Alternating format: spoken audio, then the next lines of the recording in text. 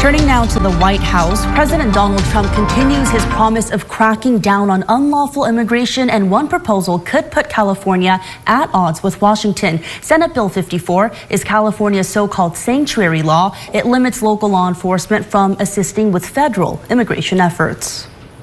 What it does is exactly what the California Values Act seeks to prevent.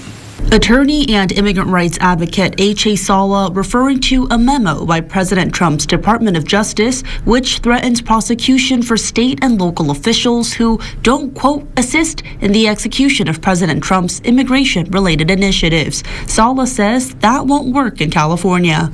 They cannot force state legislatures to implement laws or rescind laws to promote federal regulatory programs.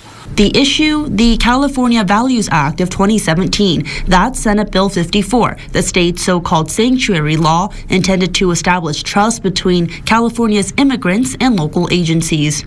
In turn, it bars the Highway Patrol, the Sheriff's Office, and Bakersfield Police from investigating, interrogating, detaining, detecting, or making arrests for immigration enforcement purposes.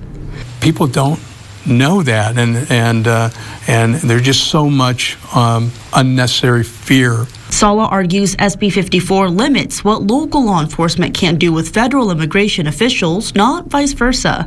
Local law enforcement is not going to help you do your job, doesn't mean that it impedes their job. We're just not going to cooperate because we have our own public policy reasons for doing that.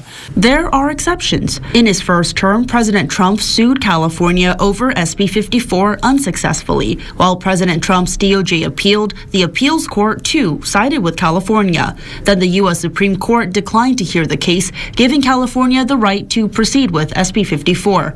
President Trump's argument has long been the supremacy clause, that the federal law is above state law.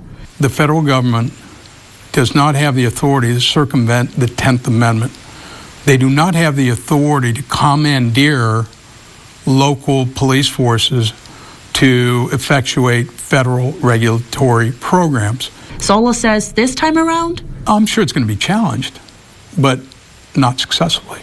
Bakersfield Police Chief Greg Terry has publicly affirmed SB 54. And though he's been vocal against SB 54, Sheriff Youngblood also says Senate Bill 54 limits what we can do. We follow the law. It's really that simple.